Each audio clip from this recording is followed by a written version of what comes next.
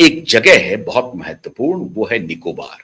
क्योंकि अभी जो चाइना अपने पोर्ट का यूज करता है, अपने जहाज का यूज करता है, ट्रेड का जो यूज करता है समुद्री मार्ग से वेस्ट एशिया के अन्य देशों से होते हुए, जैसे ईरान हो गया, मिडिल ईस्ट से जो जहाज उनका चलता है, तो वो इधर से होकर के जाता है समुद्री मार्ग से, और वो फिर कोलंबो पोर्ट पर विराम करता है।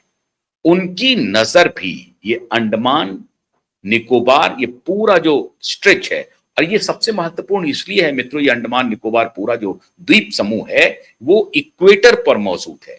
इक्वेटर का सिग्निफिकेंस आपको मालूम है, इक्वेटर एक ऐसा जगह होता है जिसमें सूर्य की रोशनी डायरेक्ट पड़ती है, और वहां पर बार 2 बजे से 3 बजे के बीच में, सुबह से लेके 2-3 बजे के बीच में पानी वहां वाष्प बनता, और फिर बारिश वहां उस इक्वेटर पर जो जगह है उस पर बारिश अधिक मात्रा में होती है। और इसीलिए ये पूरा इलाका जो है अंडमान निकोबार का, वो लश ग्रीन है। लेकिन सामरिक दृष्टि से, व्यापारिक दृष्टि से ये पूरा इलाका भारत के लिए बेहद महत्वपूर्ण है। भारत का अपना द्वीप समूह है, यूनियन टेरिटरी है वो अंडमान निकोबार। तो निकोबार जो प्रोजेक्ट है उसको बिल्ड करने के लिए वहां भारत सरकार एक बड़ा पोर्ट बनाना चाहती है और पूरे निकोबार द्वीप समूह को बिल्ड करना चाहती है। तो प्राथमिक जो अभी लागत है वो 80,000 करोड़ के आसपास है, जिसमें प्राइवेट और गवर्नमेंट की पार्टनरशिप होनी है। इसी को लेकर के, और अभी तक ये अवार्ड नहीं हुआ है, इसी को लेकर के श्रीमान राहुल गांधी जी कह रहे हैं कि ये प्रोजेक्ट अडानी को जाने वाला है, या मोदी जी ने अडानी को दे दिया। हालांकि अभी तक प्रोजेक्ट अवार्ड हुआ नहीं है, उसमें बड़ी बड़ी कंपनियां लार्सन एंड टोब्रो से लेकर के सरकार की भी बहुत सारी कंपनियां, जो नवरत्न कंपनियां हैं, वो भी बिड कर रही हैं इस पूरे प्रोजेक्ट में। तो देखना है कि ये बिड के बाद ये प्रोजेक्ट मिलता किसको है। लेकिन राहुल गांधी का कहना है कि इसे उठा करके मोदी जी अपने मित्र अडानी को देने वाले हैं। खैर, सामरिक महत्व तो आप समझ गए। अभी तक अगर निकोबार, ग्रेट निकोबार प्रोजेक्ट नहीं बना तो किसने रोका है? ध्यान रखिए, कम्युनिस्ट पार्टी की सरकार थी, कांग्रेस की सरकार रही है, तब अडानी का पोर्ट, केरल का पोर्ट शुरू हुआ है। ये भारतीय जनता पार्टी की वहां पर कोई सरकार नहीं है। केरल का जो पोर्ट का निर्माण हुआ है उसमें कम्युनिस्ट पार्टी की सरकार ने मदद की है अडानी को। अब ये हैरानी की बात यह है कि राहुल गांधी इस तरह की भाषा आम जनों को ठीक से बताते नहीं है, छुपाते हैं, और आम जन सिर्फ इस नैरेटिव में चले जाते हैं कि मोदी और अडानी की दोस्ती है, इसलिए अडानी को सारे पोर्ट्स मिलते जा रहे हैं। सच्चाई यह है कि ये पोर्ट्स आज शुरू नहीं हुए हैं। एक पोर्ट्स को बनने में सालों लगते हैं, और उस दौरान बहुत सारे पोर्ट्स मिले हैं अडानी को, जिस दौरान यूपीए की सरकार रही है। लेकिन फिर भी राहुल गांधी अडानी को मोदी से जोड़ने का कुत्सित प्रयास करते रहते हैं। कोई बात नहीं है, वो अपोजिशन के नेता हैं, उनको करना चाहिए। अब आता है 7 अगस्त 2008, और तब आपको लगेगा कि गांधी परिवार की पूरी स्क्रूटनी होनी चाहिए। अभी 2025 में एक आर्टिकल लिखती हैं, वो भी टाइमलाइन याद रखिएगा। 2025 में सोनिया गांधी अखबार में एक आर्टिकल लिखती हैं इसी ग्रेट निकोबार द्वीप समूह को लेकर के। आर्टिकल आ जाता है। अब सोनिया गांधी भारत के कॉमन मैन के लिए नेता हैं, राहुल गांधी भारत के कॉमन मैन के लिए नेता हैं, या किसके बिहाफ पे काम कर रही है सोनिया और किसके बिहाफ पे राहुल काम कर रहे हैं? आज उसका टाइमलाइन समझिए। 2025 में आर्टिकल लिखती हैं इसी निकोबार द्वीप समूह के लिए। अब 7 अगस्त 2008 की असली कहानी बताते हैं। ओलंपिक आयोजन हुआ है चाइना में। आयोजन को, ओलंपिक के इनॉग्रेशन में आमंत्रित हैं सोनिया गांधी बतौर प्राइवेट हस्ती। वो कोई राष्ट्रीय अध्यक्ष नहीं है। सोनिया गांधी, राहुल गांधी भी कोई राष्ट्रीय अध्यक्ष नहीं है, सांसद है। राहुल गांधी, सोनिया गांधी, प्रियंका गांधी,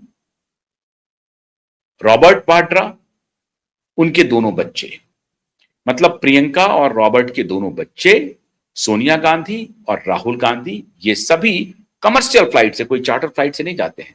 चाइना की जो एयर चाइना फ्लाइट है उससे वो चाइना पहुंचते हैं, और वहां पर उनको कम्युनिस्ट पार्टी ऑफ चाइना के नेता रिसीव करते हैं। ओलंपिक का उद्घाटन होता है। वो जो वीवीआईपी की जो श्रेणी है उसमें सोनिया गांधी मौजूद नहीं होती हैं, लेकिन कम्युनिस्ट पार्टी ऑफ चाइना के जो गेस्ट हैं, उनका जो ख्याल रखने वाला जो पूरा स्टेडियम में जो जगह बनी हुई है, वहां पर सोनिया गांधी, राहुल गांधी, प्रियंका गांधी और प्रियंका वाड्रा, रॉबर्ट वाड्रा, उनके दोनों बच्चे वहां पर मौजूद होते हैं। खैर, ये तो होती है कि ओलंपिक के इनॉग्रेशन में ओलंपिक देखने के लिए आमंत्रित किया है, वो गए हैं। मामला यहां नहीं रुका। 2 दिन का ट्रिप था। दूसरे दिन राहुल गांधी, सोनिया गांधी की मुलाकात होती है कम्युनिस्ट पार्टी ऑफ इंडिया के, कम्युनिस्ट पार्टी ऑफ चाइना के, माफ कीजिएगा, कम्युनिस्ट पार्टी ऑफ चाइना के वाइस प्रेसिडेंट और स्टैंडिंग कमेटी के मेंबर जी झांगो से। अब जी से जो मुलाकात हो रही है, तो जी से मुलाकात में एक दिन पहले मुलाकात होती है। दूसरे दिन, और वही उनका ख्याल भी रख रहे हैं, दूसरे दिन सोनिया गांधी की पहले मुलाकात होती है, फिर राहुल गांधी की मुलाकात, और फिर सोनिया और राहुल गांधी के प्रेजेंस में कम्युनिस्ट पार्टी ऑफ चाइना और Indian national Congress, Congress party of India मतलब इंडियन नेशनल कांग्रेस, इस दोनों के बीच में एक एमओयू साइन होता है। साइन हो सकता है, कोई दिक्कत नहीं है, कोई ऐसा नहीं कि अपराध कर दिया उन्होंने, लेकिन अपराध कैसे हुआ है और कितना गंभीर अपराध है, आज उसको पूरे देश को जानना चाहिए। आप में से बहुत सारे दर्शक सोशल मीडिया पे कुछ इस तरह की स्टोरी आपने सुनी होगी, लेकिन डिटेल में बताता हूं आपको। तो कम्युनिस्ट पार्टी ऑफ चाइना और कांग्रेस पार्टी, भारतीय इंडियन नेशनल कांग्रेस के बीच में एक एमओयू साइन होता है। एमओयू में जियोपॉलिटिकल सिचुएशन पे एक देश दूसरे देश के साथ, एक पार्टी दूसरे पार्टी के साथ वैदेशिक नीति, देश की नीति, पूरे जियोपॉलिटिकल सिचुएशंस पे सूचनाओं का आदान प्रदान करेगी, एक दूसरे से सीखेगी, ये एग्रीमेंट होता है। सोनिया गांधी की प्रेजेंस में कांग्रेस पार्टी के तरफ से राहुल गांधी और कम्युनिस्ट पार्टी ऑफ चाइना की तरफ से जी साइन करते हैं, और उस वक्त वो फ्रेम में थे कि हो सकता है कि वो चाइना के आने वाले दिनों में राष्ट्रपति बन जाए 2012 में। हालांकि वो नहीं बन पाए, वो वाइस प्रेसिडेंट थे। तो वाइस प्रेसिडेंट और राहुल गांधी के बीच में ये सिग्नेचर होता है, साइन होता है, और उसके कुछ ही दिनों के बाद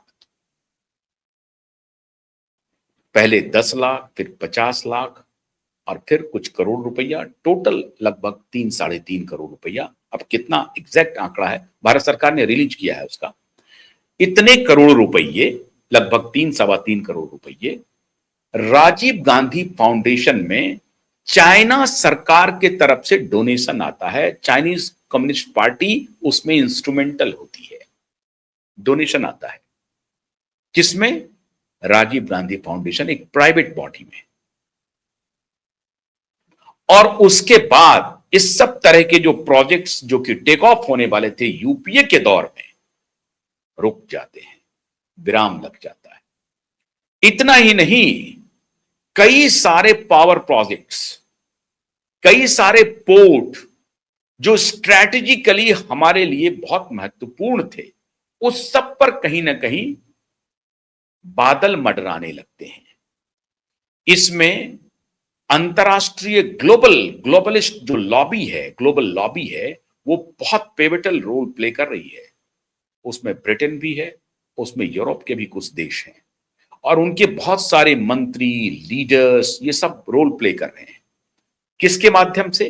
भारत में स्थापित एनजीओ, और एनजीओ के द्वारा social media influencer, journalist, television के, प्रिंट के, उनको ये पूरी स्टोरी ब्रीफ होती है, और फिर ट्राइबल को सताने के नाम पर, ट्राइबल को परेशान करने के नाम पर, ट्राइबल के खिलाफ करने के नाम पर ये पूरा स्टोरी प्लांट होता है, पूरी कहानी चलती है, और वो धारा प्रवाह चलती है।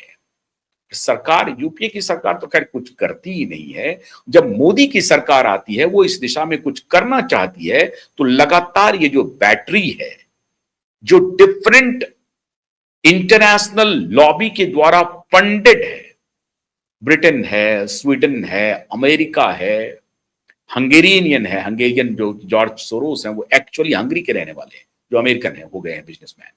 तो हंगेरियन है, बहुत सारे, ऑस्ट्रिया है।